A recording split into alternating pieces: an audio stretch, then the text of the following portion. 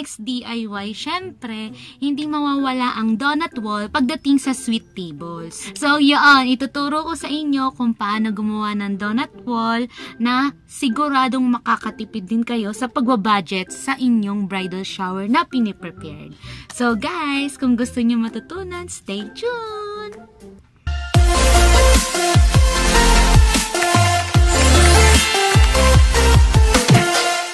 So, hi guys! Ang next na gagawin natin is ang donut wall para sa sweet table ng bridal shower ng best friend ko. So, ang theme natin is color pink. Ang magiging background natin is color pink din. So, ito yung magiging board ko. Karton lang siya, tapos babalutan ko siya ng cartolina na pink. So, guys, balutin na natin. Let's do this! So, yun guys, nabalot ko na yung donut board natin. So, ayan yung nagiging itsura niya. So, yan. Binalot ko lang siya ng color pink na cartolina. Since ang theme ng bridal shower is pink, pink yung ginamit ko, light. So, sa tingin ko kasi, pagka light, mas makikita yung donut. Kasi possible ang donut, magiging dark ang color. So, makikita siya agad. So, yun. And the next na natin guys is yung ilalagay natin sa mismong board. So, ipapakita ko sa inyo kung ano yung mga kailangan natin, guys. Let's go! So, yun, guys. Pinakita ko na sa inyo kanina sa isang video kung paano gumawa ng ganitong bulaklak. So, gumamit lang ako ng shade ng ibang color pink. So, ang ginamit ko is yung minimal lang para hindi na masyadong over sa pagka-pink. And syempre, need natin itong color green. So, ang ginawa ko, nag-cut lang ako ng green, yan, ganyan. Tapos, kinat ko lang siya na parang leaf. Tapos, finold ko siya ng ganito. Yan, yung parang pamaypay. Tapos, naging ganyan ang itsura niya. So, lalagyan lang natin ng dikit dito para magmukha siyang dahon. So, yan. And syempre, itong ating sticker. So, ito, bali, pinaprint ko lang din siya kasama nung bridal shower na ginamit natin doon sa photobooth frame. And then, ginupit ko lang din siya, sticker din siya. Pero, dinikit ko siya doon mismo sa burgundy. Yan, dark. Kasi, para makita siya pagka nilagay natin siya dito sa cartolina. So, yan, nag-highlight naman yung mismong word. And syempre, pasok pa rin siya sa motif natin kasi burgundy color siya. And then next, itong styro.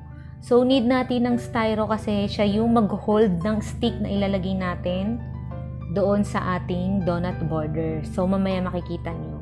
So, itong styro, ang ginamit ko dyan, ito, kinuha ko lang siya sa ganito.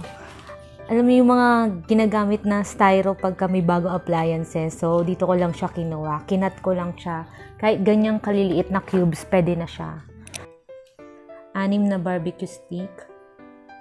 Nahinati ko na siya. And syempre, need natin ng ribbon. Yan. Ito na kasi available na ribbon. So, ito na lang yung gagamitin ko. Bagay pa rin naman siya kasi may gold siya and red. Then, syempre, hindi mawawala yung side tape natin. Gunting. Glue. At itong nipper naman, gagamitin ko to sa pangbutas ng ating box pag tinuog natin yung barbecue stick. So, yun guys. Kompleto na ang ating mga gagamitin. So, let's go!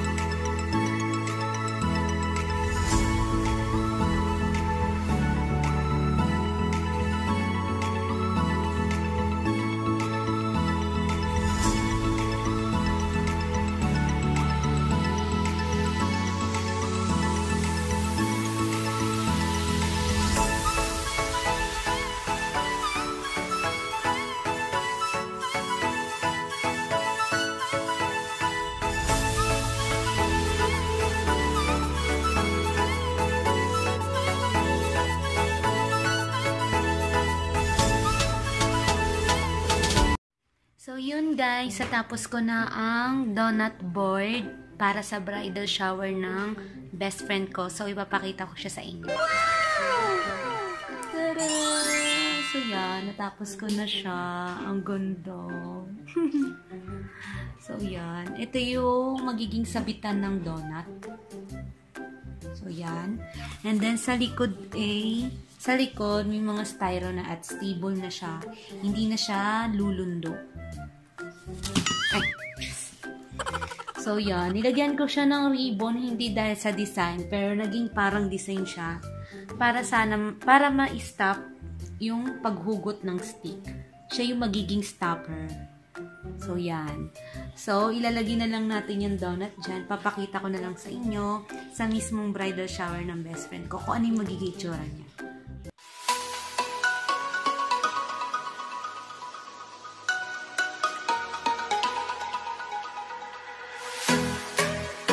So, yun, natapos na natin ang donut wall at saka yung photobooth frame. And syempre, hindi rin mawawala yung board for the Jeopardy game.